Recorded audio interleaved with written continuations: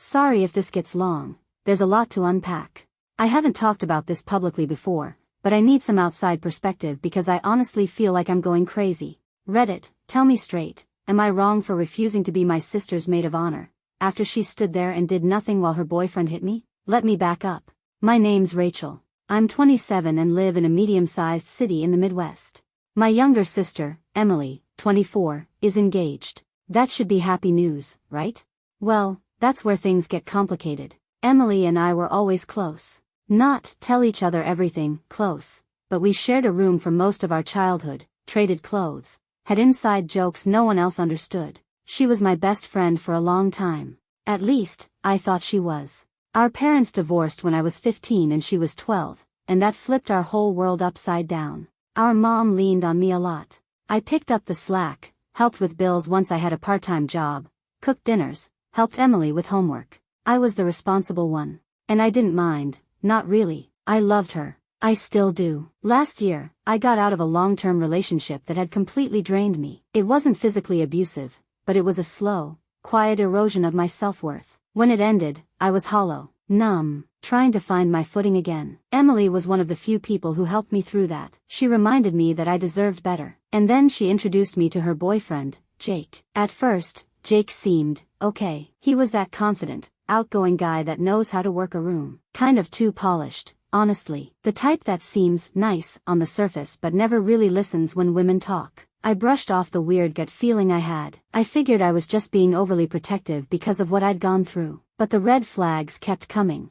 Jake would joke about how clingy Emily was. He once said women shouldn't wear crop tops after 25 unless they want attention. He called my job cute when I told him I work in nonprofit fundraising. The kind of guy who weaponizes charm to cover up condescension. And Emily? She just laughed it off. Every single time. I didn't push her. She's an adult. I figured maybe I was being too judgmental. Then came the night everything changed. A few months back, we were at a friend's house party. One of those chill get-togethers with pizza, board games, and way too many bottles of wine. Emily and Jake showed up late. He already smelled like whiskey and had an attitude. I was chatting in the kitchen when I heard something crash in the hallway. I went to check, and there they were, Jake and Emily, mid-argument. He was towering over her, voice low but sharp. I don't remember what she said exactly, but he lost it. He shoved her, not hard enough to knock her down, but hard enough that she hit the wall with a thud. Before I could even think, I stepped between them and shouted, "What the hell is wrong with you?" Jake looked me dead in the eye,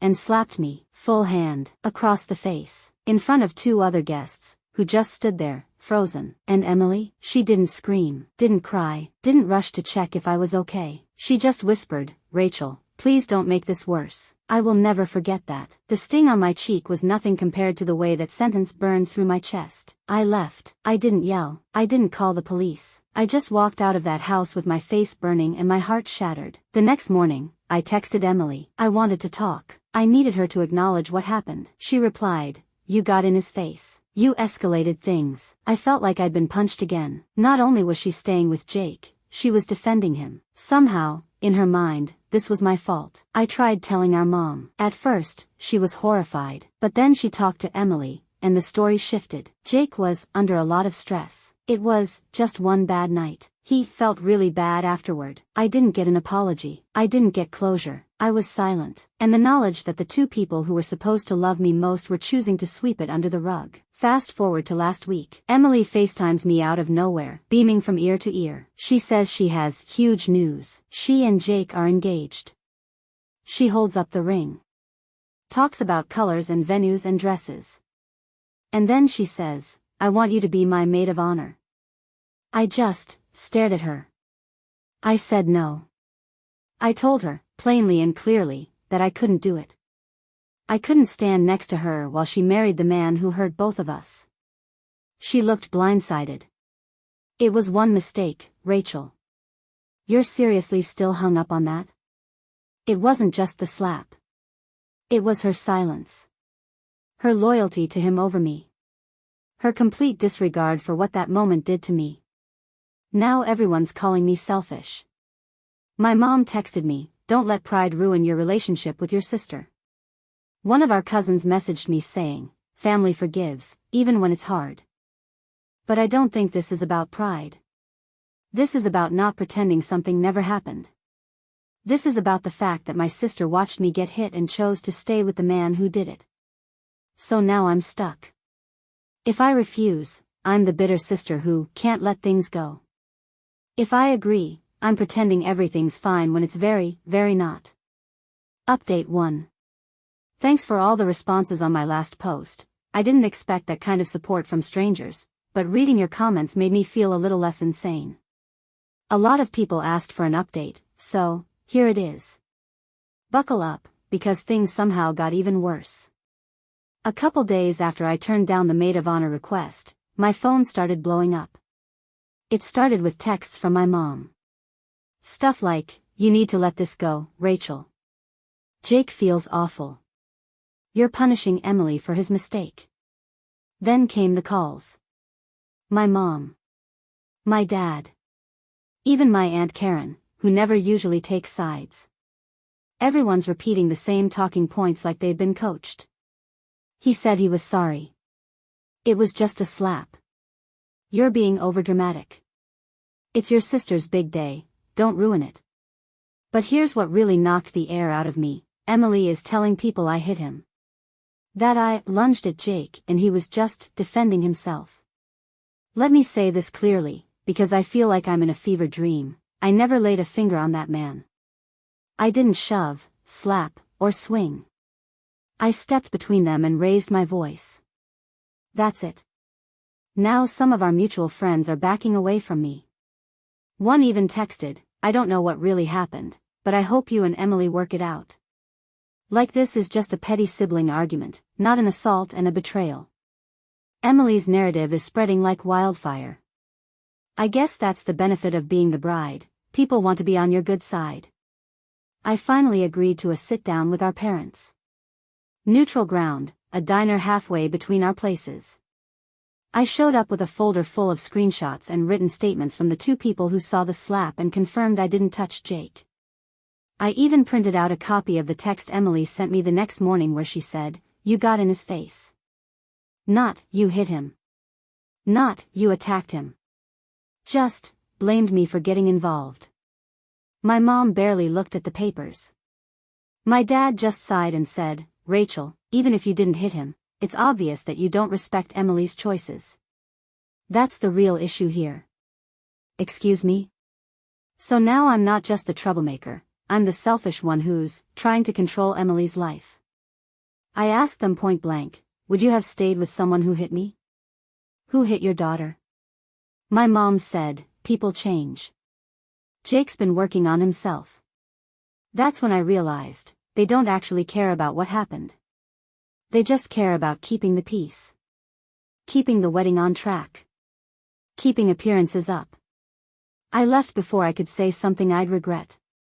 I cried in my car for a solid 15 minutes before driving home. But that wasn't the worst of it. Emily posted on Facebook. A big, shiny engagement photo with a long caption about choosing love over hate and not letting toxic energy poison your happiest moments. She didn't name me, but she didn't have to. The comments are full of people congratulating her for setting boundaries and cutting out negativity. One of her bridesmaids, a girl I've known since middle school, posted, "Real friends don't try to sabotage your happiness." I haven't replied. I haven't posted anything. But I'm so tempted to drop the truth in those comments, just unload everything. The slap. The gaslighting. The lie about me hitting him. But then what? A social media war with my own sister? I feel like I'm losing everything, my family, my old friends, my sense of what's real. All because I refused to pretend everything was fine. And here's the kicker, today, my mom texted me again. Emily says she'll forgive you if you apologize to Jake. Forgive me. I still can't wrap my head around that one. So now I'm sitting here, reading that text over and over, and I don't even know what planet I'm on. They want me to grovel for forgiveness from the man who hit me, just so I can be allowed to stand at the altar beside my sister. I'm torn. I want my family. I want my relationship with Emily back, the way it used to be. But I don't know if that's even possible anymore. So, I've started to ask myself these questions. Am I making this worse by holding my ground? Should I just apologize for the sake of peace, even if I know I didn't do anything wrong? Update 2. After my last post, I kept avoiding calls from home. I needed space to think, and honestly, I needed time to recollect my shattered thoughts. But staying out of it didn't help. Instead, it all came crashing back when I got this email from Emily, an email that completely blindsided me. The subject line simply read, "We need to talk, it's about the wedding." I hesitated before opening it. Part of me already knew it wouldn't be an olive branch, it was more like a delivered ultimatum. I took a deep breath, clicked it open, and my heart sank as I read. "Rachel, I've been thinking a lot about everything. I've talked with my bridesmaids, and they feel the same. You need to come to one of our wedding planning meetings if you want to be a part of our day. If you can't, then I guess you're saying you don't care about us at all. I know you're hurting, but you're making a big deal out of one incident that clearly didn't affect me. And honestly, this isn't just about that night anymore. I'm tired of the drama. Either you're with us or against us. Please decide. Emily." I was floored. I never thought I'd have to choose between family and standing up for myself. The email felt more like a command than an invitation for resolution. I'm still reeling from it. So I left it unopened for a while, hoping to find the words that would explain my side. But there was no perfect way to word it. I decided to write a response over a weekend when I could be alone with my thoughts and not feel rushed. That afternoon, I sat in my living room with a steaming mug of coffee, my laptop in front of me, and tears threatening to spill over. I reread every message from my parents and Emily from the past few days. Every "you're being too sensitive," every "it was just a slap," echoed in my head, and I began to feel even more isolated. I remember the awful chill when I realized that, to them, my pain wasn't enough. They preferred the sanitized version of events where Emily was the victim of circumstance and I was the antagonist. After scribbling and erasing endless drafts, I finally typed out a reply. I didn't send it immediately, I just saved it as a draft, wanting to reflect on it further before sending. In it, I laid out every detail, the shock of that night, the abandonment I felt when Emily wouldn't stand up, the fact that I'm still here, scarred and trying to piece my life back together. I also expressed that if I was to take part in the wedding, I needed an honest conversation about boundaries. I demanded an acknowledgement, that I was hurt, that what happened wasn't just a mistake, and that it still affects me daily. I got so caught up in writing, my fingers trembling on the keyboard, that I barely noticed the late afternoon sun turning to dusk. Once I finished, I stared at the screen, unsure if I was ready to actually send it. Every part of me screamed that this was the confrontation I had avoided for too long, yet I knew that if I didn't speak up now, nothing would change. Later that evening, as the rain began to patter on my window, I decided to call Mom. I needed to hear her voice, even if it meant rehashing all my pain. The call was tense from the start. Mom's tone was as dismissive as ever. She said, "Rachel, you really need to stop overreacting. This is a once-in-a-lifetime wedding, and all this negativity isn't helping anyone." I tried to explain, "Mom, it's not just about the wedding. It's about what happened at that party, about the way Emily turned a blind eye when Jake hit me. I'm still hurting. I'm still not over it." She interrupted, "We all have our issues. Emily's chosen her path, and I'm not going to keep revisiting the past every time there's a minor issue." I could barely hold back the anger. Minor issue? Mom, it wasn't a minor issue. I was hit, and you all, did nothing to stop it. And now you're asking me to just let it slide because it's inconvenient? There was silence on the other end before she finally said, "Rachel, you need to make a decision. Either you're part of our family and our celebrations, or you're not. It's that simple." The call ended, leaving me more conflicted than before. I stared at my phone as if it could offer some solace. Every fiber of my being was screaming for justice and recognition of my hurt, yet every rational part knew that if I didn't play along, I risked losing whatever tenuous connection I still had with Emily and the rest of the family. The next morning, as I sat sipping a cup of strong coffee, I saw a text from Emily that I hadn't noticed before. It read simply, "Call me when you're ready to talk. Emily." I couldn't decide what "ready" meant. Was it ever possible to be ready for such a conversation when it felt like my identity was being forced into a corner? I spent that day drafting, erasing, and redrafting responses in my head. My emotions swirled between anger, sadness, and a gnawing fear of further isolation. Finally, in the midst of this emotional whirlwind, I made a decision. I would show up to a wedding planning meeting. But not as a placating sister seeking reconciliation. I would go with the condition that we address everything honestly. I prepared a list of topics I wanted to discuss, starting with the night of the party, what exactly happened, and why Emily chose silence over support. I also jotted down boundaries, what I need from her in order to even consider being part of the wedding, and what I will no longer tolerate from our family. I rehearsed my points over and over, trying to steel myself against possible backlash. When the day of the meeting arrived, I was filled with dread. I walked into the community center's reserved room, my heart pounding, my palms clammy. I saw Emily sitting at one end of the table, surrounded by two of her close friends, her bridesmaids, who looked at me with a mix of sympathy and apprehension. The moment I stepped in, the conversation halted. Emily's eyes met mine, and there was a flicker of something: regret? Guilt? Or just a cold calculation? I couldn't tell. "Rachel," she began hesitantly, "we're glad you came." I took a deep breath and set my boundaries right then and there before the meeting even started.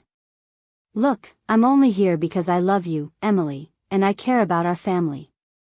But I need you and everyone to understand one thing. I'm not here to patch things up if the past isn't acknowledged. I'm not here to be forced into silence about the night Jake hit me.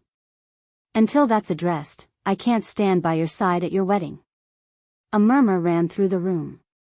One of the bridesmaids whispered, "I didn't know it was that serious." Emily's expression hardened. "You're turning this into some kind of spectacle," she said. "It's not a spectacle," I replied firmly. "It's my truth.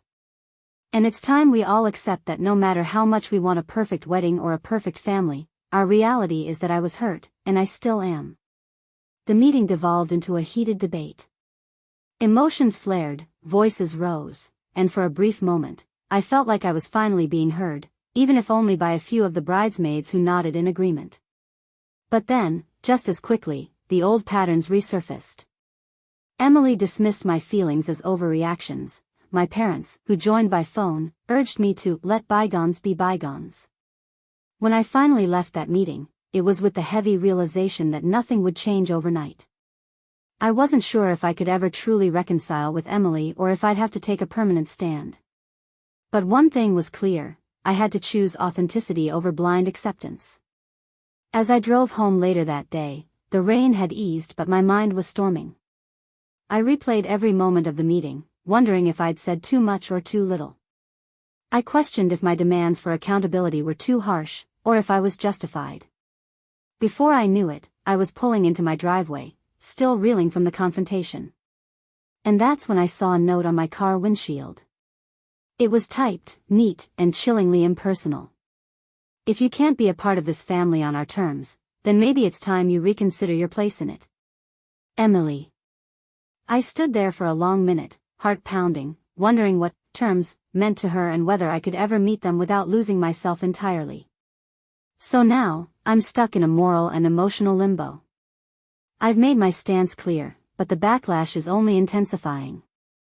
I want to protect who I am, but I also desperately crave the sisterly bond we used to share. How do I balance standing up for my truth without completely severing the only family I've ever known? Update 3. It's been 2 weeks since the wedding planning meeting, the one where I laid everything out, where I gave Emily one final chance to acknowledge what Jake did and what it cost me. I thought that standing up for myself might crack the ice a little. Maybe it would make her stop and reflect. Instead, it just drove the wedge even deeper. A few days after that meeting, my parents invited me to Sunday dinner, a family peace offering, according to my dad. Against my better judgment, I said yes. I was hoping we'd have a real conversation. I even brought the letter Emily left on my windshield, hoping to talk about it calmly. I arrived early. The house smelled like roast chicken and mashed potatoes, the kind of comfort food that used to bring everyone together when life felt heavy. For a moment, I remembered what it used to be like, before Jake. Before everything. But then the door opened and all those warm feelings evaporated. Jake was there. Sitting in my dad's recliner like he'd owned it for years, holding a beer and laughing with my mom like they were old friends. My stomach dropped. I looked at my dad and asked, "Why is he here?" Dad blinked like the question surprised him. "We figured it was time for you two to bury the hatchet. You're both adults." Bury the hatchet? With the man who slapped me across the face while my sister stood by and watched? I turned to Emily. She was sitting next to Jake on the couch, her hand in his, looking like she was gearing up for battle.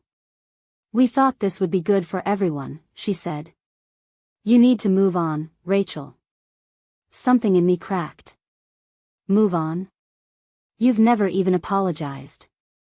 Neither of you have even acknowledged what happened that night. Jake leaned forward. "I said I was sorry, didn't I? You were yelling, I lost my temper. It was heat of the moment stuff. Don't act like you've never snapped at anyone." I could barely speak. My hands were shaking. "I didn't snap. You hit me. There's a difference." The room went quiet. Everyone was suddenly very interested in their food or their phones. Emily rolled her eyes and muttered, "Here we go again." So I snapped. Not violently. Not physically. But emotionally? Yeah. I stood up, grabbed my purse, and looked each of them in the eye. I came here hoping for a conversation. What I got was a setup. A trap. You want me to act like nothing happened so your wedding doesn't get messy? Fine. Have your picture-perfect day. Just don't expect me to be in it. I turned to leave. That's when my mom said, "If you walk out of here tonight, Rachel, you're not just walking out of dinner, you're walking out of this family." I stopped at the doorway. My heart was pounding so hard I could hear it in my ears. Then I guessed this family was gone a long time ago. I didn't slam the door. I didn't cry in the driveway. I just got in my car and drove home in silence. But later that night, I broke down. I've cried more in the last few days than I have in the last year. Not because of Jake. Not even because of Emily. But because it finally hit me, they chose him. Over me. And not just once. Over and over again. Every call where they told me to be the bigger person. Every text begging me not to ruin the wedding. Every message where they made it seem like I was the problem, that was a choice. And every time, they picked him. Even now, as I sit here typing this, I'm questioning everything. Was I too confrontational? Did I wait too long to speak up? Should I have kept things private, just swallowed it all down to preserve peace? But then I remember his hand against my face. The shock. The humiliation. And my sister, my best friend growing up, doing nothing. That memory answers every one of those questions. No. I wasn't too confrontational. No. I didn't wait too long. No. I shouldn't have kept it private. The only thing I should have done differently is trust my instincts sooner. What hurts more than the slap, more than Jake, more than being pushed out of the wedding, is this realization: there's no going back. I will never look at my family the same way again. Emily's wedding is in 3 weeks. I've heard from mutual friends that she's telling people I backed out because I couldn't handle the attention not being on me. Classic deflection. Some of those friends have asked me to reconsider. It's not too late, they say. You could still show up, make a statement, show her you care. But what they don't get is, I've made my statement. I made it the moment I chose to stop letting myself be treated like a punching bag. I don't know what comes next. I don't know if Emily will ever admit what happened. I don't know if my parents will ever call again. I don't know if I'll attend any more family dinners or if my absence at the wedding will be the final nail in the coffin. But I do know this: I'm done apologizing for protecting myself. I've spent my entire life being the peacemaker. The fixer. The one who smooths everything over. I thought being the bigger person meant swallowing pain so others could stay comfortable. But all it ever did was make me smaller. Not anymore. If that means I lose the family I thought I had, so be it. Update 4. The wedding was yesterday. I didn't go. I sat in my apartment, curled up in a sweatshirt that still smells like dryer sheets, sipping cold coffee and waiting to feel either relief or guilt. I mostly felt empty. I muted Emily's number weeks ago, but I forgot to unfollow her on Instagram.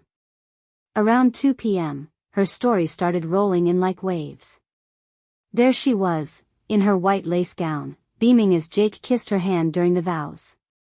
Photos with the bridal party. My mom in a navy blue dress wiping tears from her eyes. A caption that read, "Surrounded by love. Only the real ones in the room." I didn't click through the rest. A few hours later, my phone buzzed with a text from an unknown number. It was from my cousin Mallory, who hadn't said a word about the situation before now. "I know you didn't want to be there. But honestly, you didn't miss much." It felt forced. Half the guests didn't even stay for the reception. "Just wanted you to know some of us understand why you stayed away." That was the first time in weeks I let myself cry without shame. Mallory followed up with a few more messages later that night.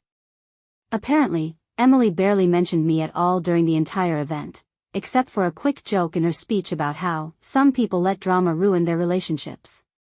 Jake got drunk. Sloppy drunk. The kind of drunk where he starts interrupting conversations and cornering guests. Mallory said she overheard him loudly telling one of Emily's co-workers, "I know her sister hates me, but that's because I don't take crap from anyone.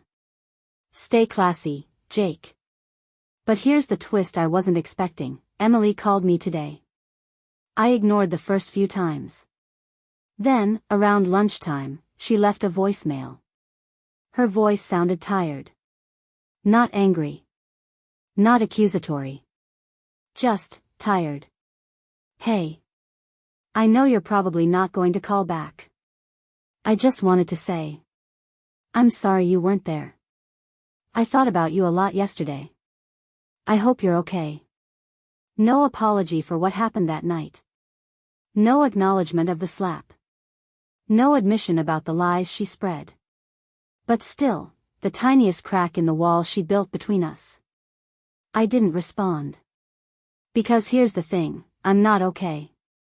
Not completely. This whole situation left scars that I'm still learning to process. But for the first time in a long while, I'm safe. I'm not being gaslit.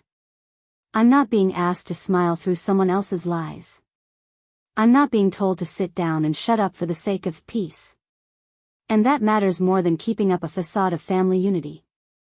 I've started therapy. I've reconnected with friends I'd lost touch with while trying to keep the family from falling apart. I've taken myself out for solo dinners and drives to nowhere, learning to sit in the silence without crumbling. I don't know what Emily's future with Jake will look like. I'm afraid for her, honestly. But I also know I can't save her. She made a choice. She might change her mind someday, or she might not. But it's not my responsibility to catch her if she falls, especially not at the cost of my own healing. And as for the rest of my family, they've been quiet. No calls. No emails. I guess they were serious when they said it was him or me. Fine. They chose. So I'm choosing too. I'm choosing peace. I'm choosing clarity. I'm choosing not to minimize what happened just so others can avoid feeling uncomfortable. Because the truth is, it wasn't just one slap. It was the betrayal. It was being told that keeping the family together was more important than keeping myself whole. It was hearing "forgive and forget" when I hadn't even been given the dignity of an apology. I may have lost my sister. I may have lost the illusion of a supportive family. But I found something else along the way, a version of myself that doesn't shrink anymore. A version that speaks up, even when her voice shakes. So, if anyone else out there is wondering whether it's worth it, whether it's too much to ask people to treat your pain like it matters, let me be the first to tell you. It's not too much. It's the bare minimum. Final edit. Thanks to everyone who's been following this. Your support helped me more than you know. And to anyone else navigating painful family dynamics or tough choices, you're not alone. Sometimes the bravest thing you can do is walk away from people who refuse to see you clearly. And if that makes you the villain in their story, so be it. At least you're finally the hero on your own.